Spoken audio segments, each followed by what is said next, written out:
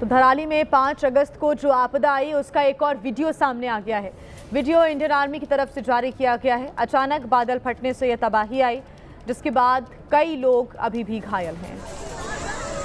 और ये आप तस्वीरें देख रहे हैं, 5 अगस्त का ही ये वीडियो बताया जा रहा है। धराली में 5 अगस्त के दिन जो आपदा आई है उसका ये नया वीडियो आया है सामने, और इस वीडियो को इंडियन आर्मी की तरफ से साझा किया गया है।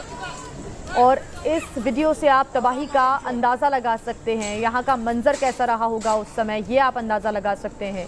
जो अधिकारी इस वक्त मौजूद हैं ग्राउंड पर और लगातार रेस्क्यू ऑपरेशंस को अंजाम दे रहे हैं, उनका ऐसा कहना है कि फ़िलहाल दुकान, मकान, रेस्टोरेंट कुछ भी नज़र नहीं आ रहा है, सब कुछ मलबे में तब्दील हो चुका है। और धराली में भयंकर तबाही हुई है, जिसकी वजह से फ़िलहाल ये कह पाना बहुत मुश्किल है कि कितनी जल्दी रेस्क्यू ऑपरेशन कंप्लीट हो जाएगा। लेकिन हाँ, एक उम्मीद ज़रूर है कि आज शाम तक सभी को सुरक्षित बाहर निकाल लिया जाएगा। लेकिन इस तबाही को कोई नहीं भूल पाया है, और एक नया वीडियो सामने आया है जो कि ये बताने के लिए काफ़ी कि कितनी भयावह स्थितियाँ उत्तराखंड के धराली में बनी। बादल फटने के बाद कई लोग लापता हो गए, जिनकी तलाश में बड़े पैमाने पर रेस्क्यू ऑपरेशन चलाया जा रहा है।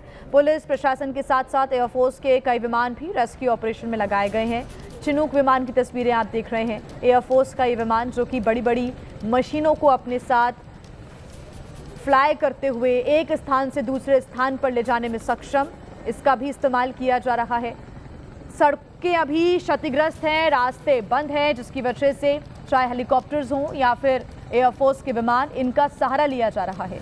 लोगों को इसी हेलीकॉप्टर के माध्यम से और चिनूक विमान के माध्यम से एयरलिफ्ट करके एक स्थान से दूसरे स्थान पर ले जाया भी जा रहा है।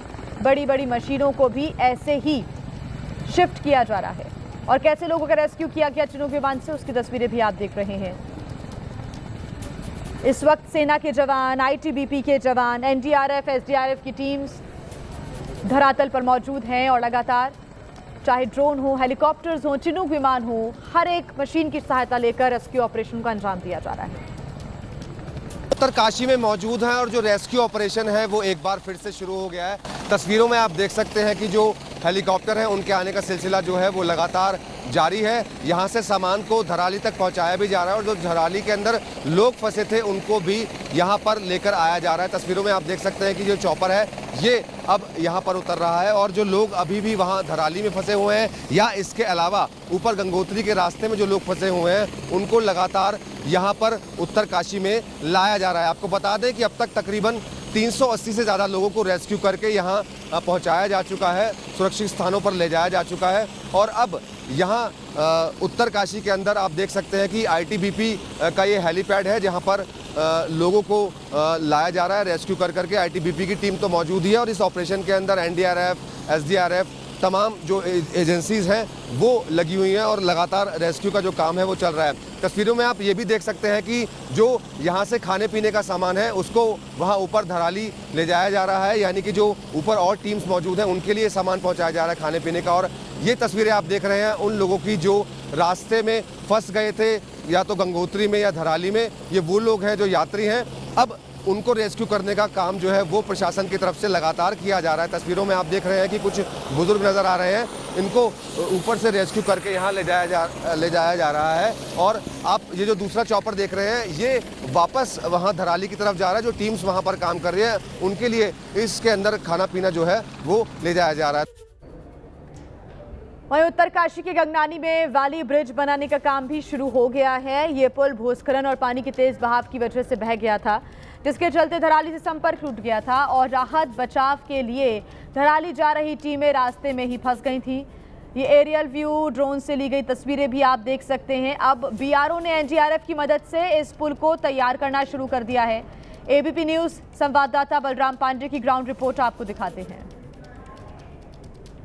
गंगनानी के उसी वैली ब्रिज पर एबीपी न्यूज़ की टीम मौजूद है, जहां पर इस वैली ब्रिज को तैयार करने की शुरुआत हो गई है। और आप देख सकते हैं कि ये जो वैली ब्रिज था वो लैंडस्लाइड और पानी के बहाव में पूरी तरीके से वॉश आउट हो गया है, और यही वजह है कि धराली से जो संपर्क है वो पूरी तरह से टूट चुका है। लेकिन अब इस ब्रिज को बनाने का काम शुरू हो गया है और आप देख सकते हैं कि किस तरीके से यहाँ पर पुल को तैयार किया जा रहा है, यानी यहाँ पर लोहे का पुल तैयार किया जा रहा है और इसी पुल के जरिए अब ये जो संपर्क मार्ग है वो जोड़ा जाएगा और माना जा रहा है कि इस पुल को तैयार करने में 24 से 48 घंटे का वक्त लगेगा। हालांकि जो बीआरओ की टीम है वो लगातार यहाँ पर काम कर रही है। ये पुल पहले भी बीआरओ की टीम ने ही तैयार किया था, लेकिन जिस तरीके से ये पुल पानी के तेज बहाव में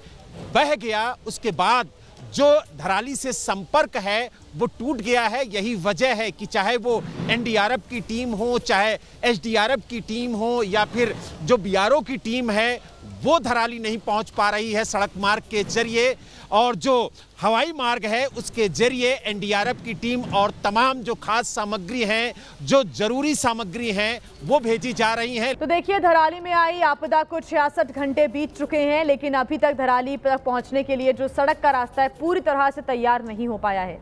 ऐसे में सवाल यह है कि आखिर धराली में जिंदगी की जंग कब तक जारी रहेगी।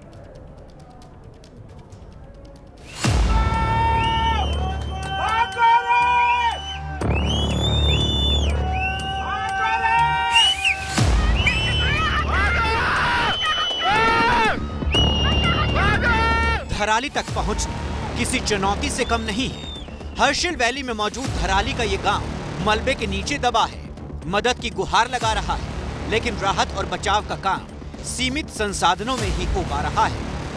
धराली में जिस जगह पर आपदा आई है वहां पर रेस्क्यू टीम इसलिए नहीं पहुंच पा रही है क्योंकि उस जाने वाले रास्ते पर जगह जगह पर भूस्खलन हो गया है। इस वक्त हम उत्तरकाशी के भटवाड़ी गांव में मौजूद हैं, जहां पर करीब 300 मीटर सड़क धंस गई थी।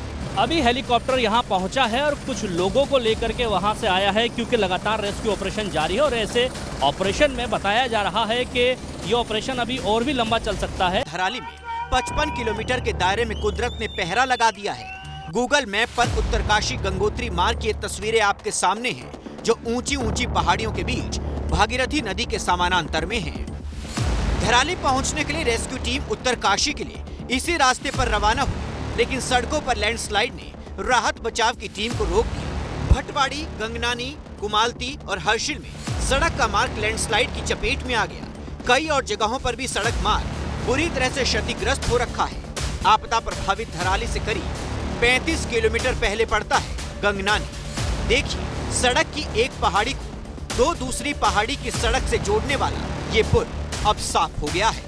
इस वक्त एबीपी न्यूज की टीम उसी गंगनानी ब्रिज पर पहुंची है, जो पूरी तरह से वॉश आउट हो गया है और आप देख सकते हैं कि एसडीआरएफ की टीम यहां पर पहुंची है कि कैसे इस पुल को तैयार किया जाएगा, कैसे यहाँ पर काम किया जाएगा, इसका निरीक्षण किया जा रहा है। तक ये पुल तैयार नहीं होता है तब तक धराली जाना पूरी तरह से असंभव है। गहराई कितनी है और पानी का जो बहाव है वो इतना तेज है कि यहाँ पर काम करना भी बहुत मुश्किल है। दोनों जो आपको छोर नजर आ रहे हैं, इस पर एक पुल बना हुआ था और वो पुल पानी के तेज बहाव में बह गया है।